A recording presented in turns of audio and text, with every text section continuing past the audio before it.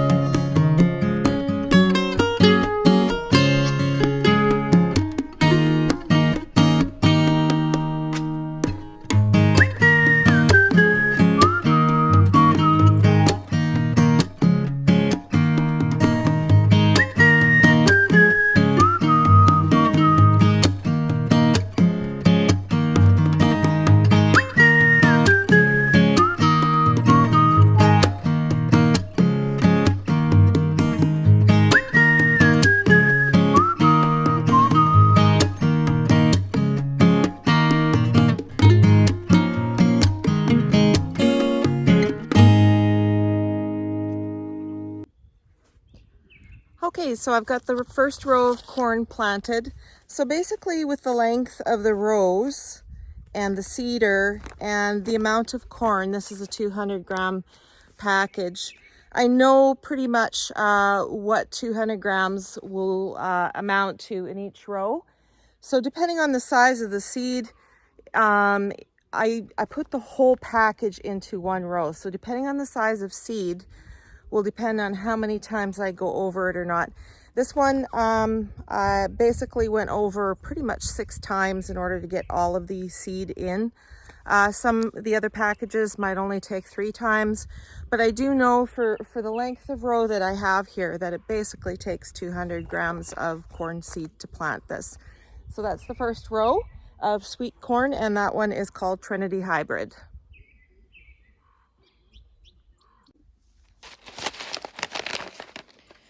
If I fill the seeder too full, then it all gets clogged up. So I can only put small amounts in at a time. So this next sweet corn is Sunny V Hybrid. So we'll go ahead and put that in.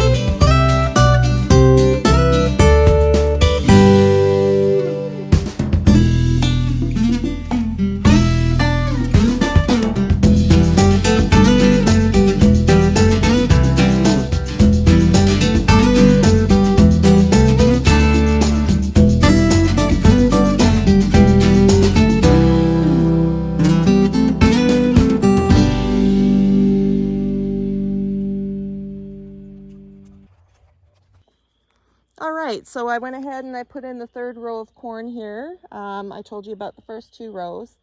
The third row of corn, 3/4 of the way down, we have a row of sweet corn Sheba hybrid, which is 125 grams or 500 seeds of sweet corn. So we put that in with the seeder. And then you can see 3/4 of the way down, there's another stake. From there on, I planted a variety of popcorn called Robust. So I'm really excited about that. That'll be the first year that I will have tried to grow popcorn, and hopefully it will taste great this winter when we're watching our movies. So it was supposed to be a high of 14 degrees Celsius today. It ended up being almost 20 degrees Celsius. So I'm hot. My face is kind of a bit burnt, but that's okay. We've had a great start to the day, and tomorrow we will continue on. We will start off tomorrow morning, providing there is no rain. We'll start off with our pumpkins and our squash, and we'll go from there, hopefully onto the potatoes and get them in.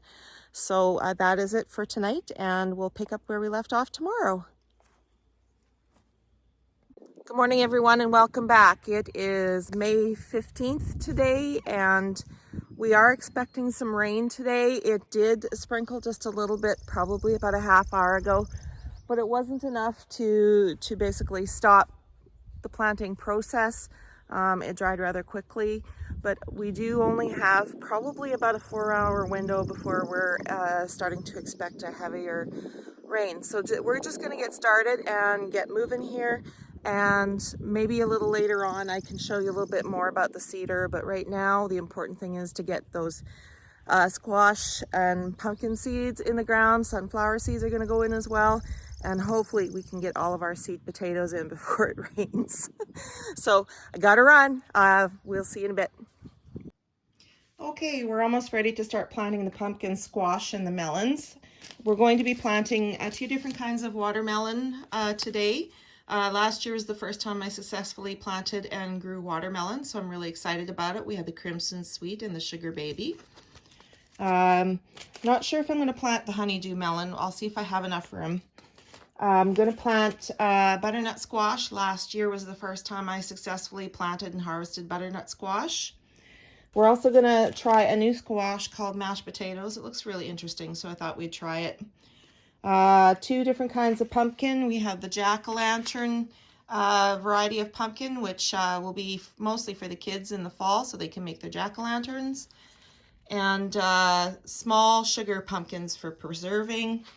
We have 2 different kinds of zucchini. We have the green or black beauty zucchini, and we also have the Gold Rush hybrid zucchini as well. We have spaghetti squash, not a major favorite of many people in the family, but there are a few that like it, so we're going to plant that again. Incidentally, the spaghetti squash that we've been planting and harvesting here at the farm, if stored in right conditions, can last and store up to 18 months. We still have spaghetti squash from the year before. And then we're going to be planting sunflower plants, probably 1 or 2 in each hill, so that I want to do what they call a 3 sisters planting, which will be basically the pumpkins or the squash or the melon as the ground cover. The sunflower will act as a trellis, and then what I want to plant around the sunflower plants once they start growing up is a pole bean called Asparagus Bean Orient Wonder, and that's called the 3 sisters planting. I'll get into that in a little bit more detail later on in another post, but that's where we're at right now, so we'll go ahead and we'll start putting those in. Okay, so it is starting to heat up quite a bit. It's noon right now. We have 17 hills of melons, squash, and pumpkin planted. And inside of those hills, around the stakes that you see here, we have sunflower seeds planted. So the melons and the squash and the pumpkins will create ground coverage, and the sunflower seeds will just grow right above that. So they work perfectly together. So we're just going to take a quick break here, and then we're going to move on and start planting the potatoes. Okay, so on to the potatoes. The first row of potatoes we're going to put in will be the russet potatoes, the white potatoes. I wanted to just show you, what has happened since yesterday to these sweet potatoes. Since we sliced them up, you can see that it has created a perfect crust on there, so it's sealed in. So there's less of a chance of it rotting from too much moisture, maybe not enough sun to get it going. There's less of a chance of it rotting when it's encapsulated like that. And the sweet potato will last longer in the ground and have a better chance to sprout and grow. So I have found this method to work very well. Like I said, I've used it over the years, and I remember the one year with my former husband and myself and the 6 kids, we had actually, because we have a big family and we'd go through like 3 Dutch ovens of potatoes, like big huge pots of potatoes in a week for sure. We had actually planted 1,500 hills of potatoes that year, and with this method we ended up with almost somewhere between 3,000, 4,000, maybe around 3,500 pounds of potatoes out of 1,500 hills. So this is a really good way of ensuring that your seed potato go in the ground, and they keep in the ground until they're able to sprout and grow for you. So we're going to get started right away here. So this will likely go a lot easier if there were 2 of us, but it's just me right now. So we gotta do what we gotta do, right? Sometimes your partner's not feeling well and things still need to get done, and so we go ahead and do what we have to.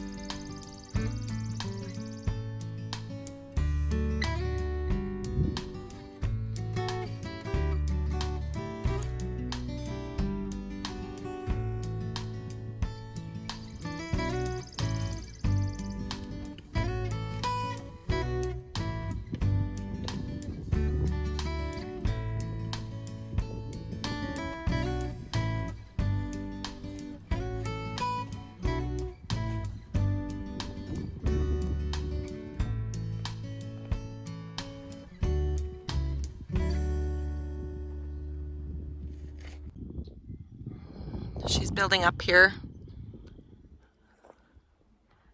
I can hear thunder in the distance. So I have 100 hills of russet potatoes, seed potato in this row, and now I'm going to start on my second row. We have a little bit of seed potato left for the russet, so we'll finish that off. And then we're going to start with the red Norland. We got to keep moving here. The rain's coming in.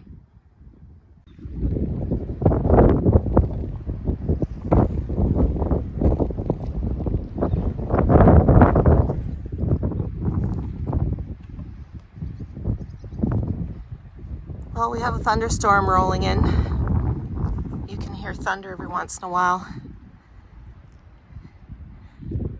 So instead of chancing starting another row and not being able to finish, plus I have to till a little bit more here, I'm going to be happy with that, and we'll just let this thunderstorm roll through. We have 200 hills of potatoes in today, and we also have all the melon, squash, and pumpkins in today. Hopefully it'll just blow over and we won't get much for rain, and maybe I can start up in a little bit here again.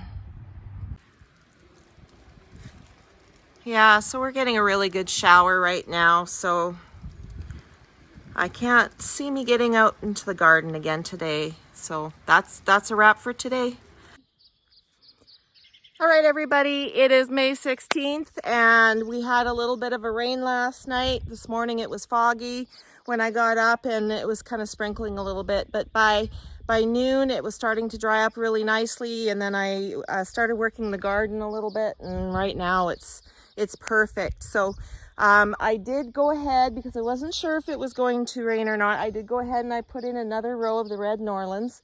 So we have 3 rows so far, and all of the russets and all of the Norlands are in. So I've started on the purple Caribe potato, or Caribe. So I just wanted to show you, I didn't get a chance yesterday to show you, but I just wanted to show you how I plant potatoes.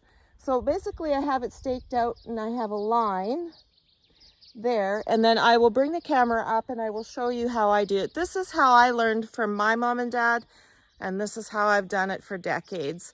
It's not a right or wrong way to it, it's just one way of doing it. Maybe some people will find it helpful to do it this way, maybe others would say, nah, this is not my thing. But I just wanted to show you how I do it.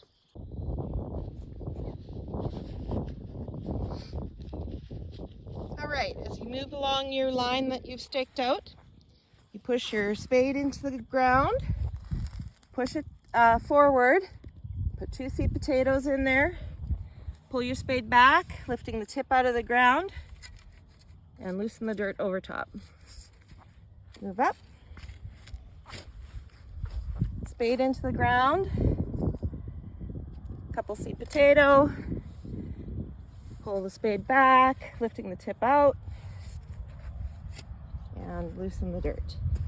Spade in the ground, pull it forward, couple of seed potato, pull your spade back, lifting the tip out of the ground, loosening the dirt. Still a little bit damp here, but that's okay. We've gotten into a little bit of clay too. But that's basically the process. Like I said yesterday, it would probably go a lot easier if I had somebody to actually just throw the seed potato in every time I was ready. It would be much better, but I don't. So we just do what we have to do. All right, everyone, it has been a really busy 3 days. The weather today cooperated for me, so I was able to till up enough room for 3 rows of potatoes today, and I got 300 hills in today. So in the last 3 days, we have put in 3 long rows of corn. We have put in 17 hills of melons and pumpkins and squash, which is about 150 seeds in and around there. Sunflower seeds too. And also, we finished up 5 rows of potatoes. We have the russets, the red Norlands, and the purple Caribe, and there's 500 hills in total. Yay! I still have it in me in the last 3 days. So today we're going to just put everything away for the weekend for 2 reasons. Number one, tomorrow's a sleep day because I have to go back to work tomorrow night for the weekend. And plus family is coming, so there won't be any planting going on during the weekend. But that's okay. But I do hear we're getting quite a bit of rain over the weekend, so we'll see what happens. Hopefully we can pick up next week, maybe Monday afternoon, maybe Tuesday, and we'll continue on and finish planting the garden next week. I just want to thank everyone very much for watching, and don't forget to like, comment, subscribe, and share. And thank you so much for being here to the end. I really appreciate it. All right, take care.